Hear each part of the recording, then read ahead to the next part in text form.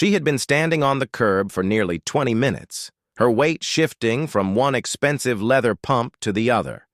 The London sun was unseasonably warm, beating down on the throngs of tourists who lined the pavement outside Buckingham Palace.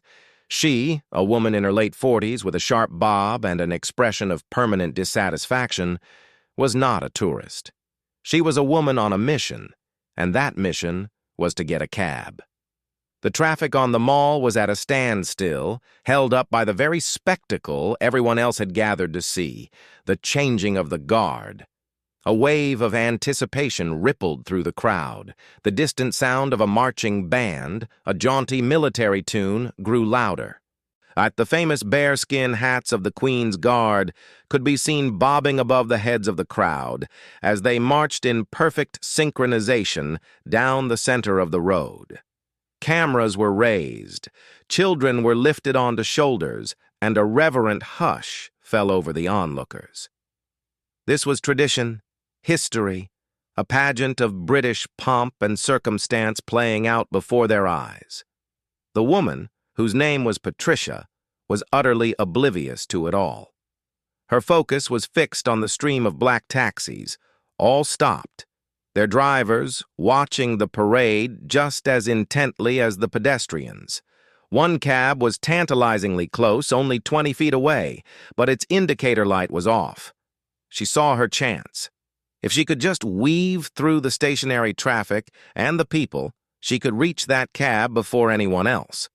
And the first rank of guardsmen was now parallel to her position. They were a wall of scarlet red and polished brass, their faces stoic and expressionless beneath the heavy fur caps. Their pace was slow, deliberate, each step a precise, measured movement. The front line was comprised of the drummers and pipers of the regimental band, their instruments gleaming. Patricia made her move. Ignoring the keep back signs that were clearly posted on the barriers, she ducked under the nylon tape and stepped off the curb. A few people gasped. A park warden nearby shouted, "Miss, you cannot go in the road." She waved a dismissive hand, not even bothering to look back. She was going to get that cab. Her trajectory was taking her diagonally across the road, directly toward the stationary taxi. But she had miscalculated. The marching column was longer than she had anticipated. As she scurried between two stopped cars, she found herself not behind the procession, but directly in its path. The front rank of guardsmen was now mere feet away, marching straight toward her. For a split second, she froze. The music was deafening here, the thump of the bass drum vibrating in her chest. The lead guardsman, a young man with a gaze fixed 1,000 yards away, showed no sign of slowing, no flicker of recognition that a woman in a cream linen suit was standing in his way. He just kept marching. Patricia, however, did not do shame, she did not do embarrassment, and she certainly did not do backing down. The shock on her face was replaced by indignation. How dare they? How dare this parade inconvenience her? She was trying to get a taxi. She was important. Yet she had places to be. Instead of stepping back onto the curb or moving to the side, she made the fateful decision to stand her ground. She placed her hands on her hips, a gesture of pure defiance. "Excuse me," she shouted, her voice swallowed by the drums and pipes. "I'm trying to get through." The guardsman was 3 feet away, 2 feet. The crowd had gone from anticipatory silence to a collective, horrified murmur. People were shouting warnings now, a cacophony of, "Watch out!" and "Lady! Move!" Patricia held her ground, her eyes blazing with righteous fury at this absurd interruption to her day. She could see the young soldier's face now.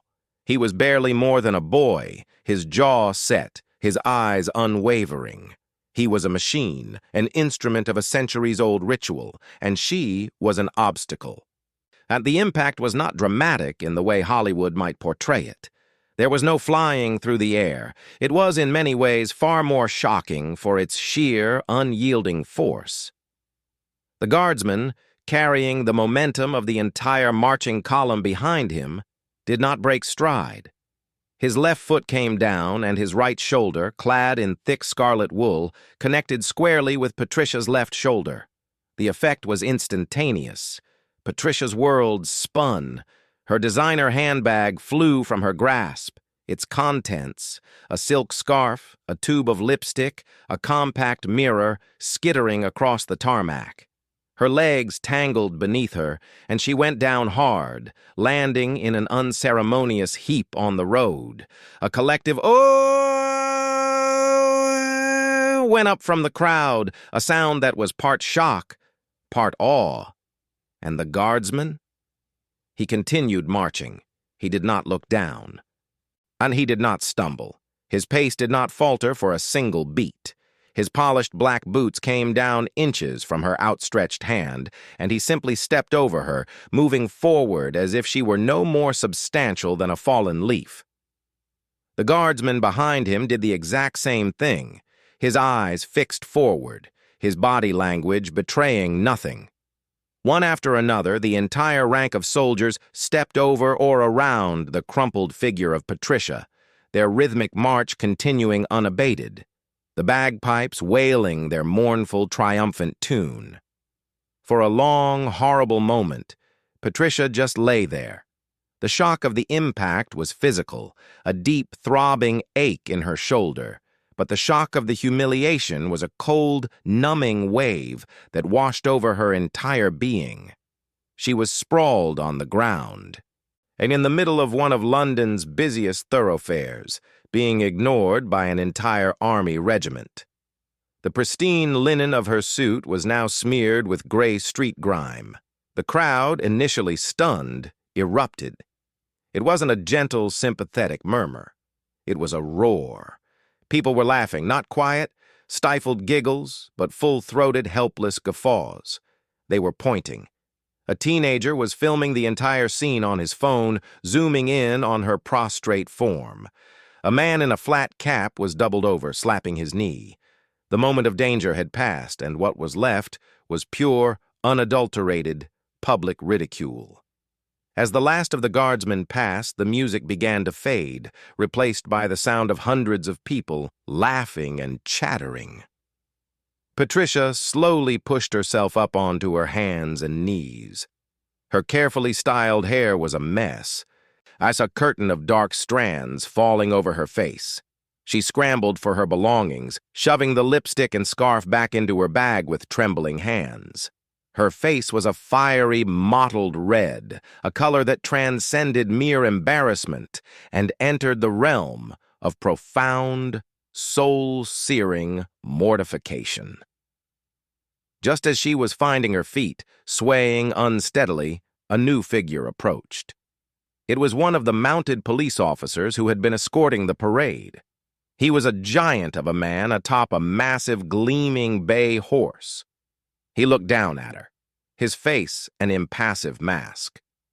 "Madam," he said, his voice calm and loud enough for those nearby to hear. "You are in a restricted area and have obstructed a military procession. I'm going to have to ask you to remain here for a moment." Patricia looked up at him, her mouth opening and closing like a fish. "Remain here? Could this day get any worse?" But it was about to. The mounted policeman wasn't finished. He dismounted with an easy grace, looping the horse's reins over a nearby lamppost. He spoke into a radio clipped to his shoulder, his words too low for Patricia to hear. The crowd, sensing a second act to this drama, pressed in closer, their phones still recording. Within minutes, a different kind of figure emerged from the crowd. He was a man in a dark, perfectly tailored suit, accompanied by two other similarly dressed individuals. They didn't look like regular police. They moved with a different kind of authority. The man in the lead approached Patricia, his expression not angry but intensely serious. "Madam," he said, his voice quiet but carrying absolute weight. I am Inspector Davies with the Royalty and Specialist Protection Command. I need you to come with us, please." Patricia's indignation, momentarily crushed by the fall, flickered back to life. "On what charge?" she demanded, her voice shrill. "I was trying to get a taxi. That soldier assaulted me." A fresh wave of snickers rippled through the crowd. The inspector didn't react to her accusation. He simply looked at her, his gaze holding a depth of weary experience that made her feel suddenly terribly small. "Madam," he said again, his tone dropping even lower so that only she and the nearest onlookers could hear. "The procession you obstructed was not the standard changing of the guard. It was a full ceremonial rehearsal. The soldiers you interfered with are from the Nijmegen Company, veterans of recent active service. And the reason we are detaining you," he paused, letting the weight of his next words hang in the air, "is because you stepped directly in front of a foreign head of state." The color drained from Patricia's face so completely she looked like a ghost. Her legs felt weak again. The inspector continued, his voice devoid of emotion. "His Royal Highness, the Crown Prince of a Scandinavian nation, is an official guest of the king. He was reviewing the regiment from the garden side. Your actions caused a disruption that necessitated a change in the procession's route, causing a security breach that we are now obligated to investigate." Patricia stared at him, the pieces clicking into place with sickening clarity. The extra police. The heightened security she had vaguely registered but ignored. And the perfectly timed and rehearsed nature of the march.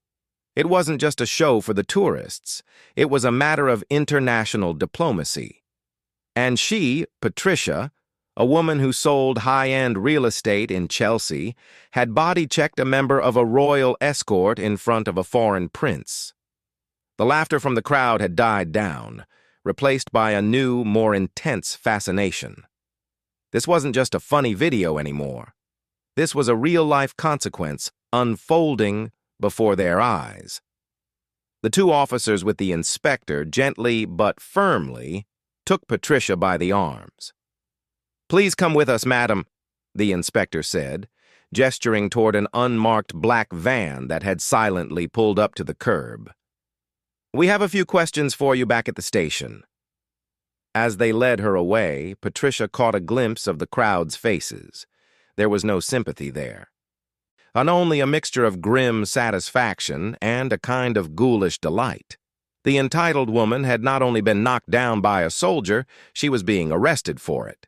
Her last view of the scene, before being guided into the back of the van, was the mounted policeman effortlessly swinging back onto his horse and the last of the marching guardsmen disappearing down the mall, the distant sound of their drums a final, mocking beat. The police station was a world away from the hushed, marble-floored galleries of the luxury apartments Patricia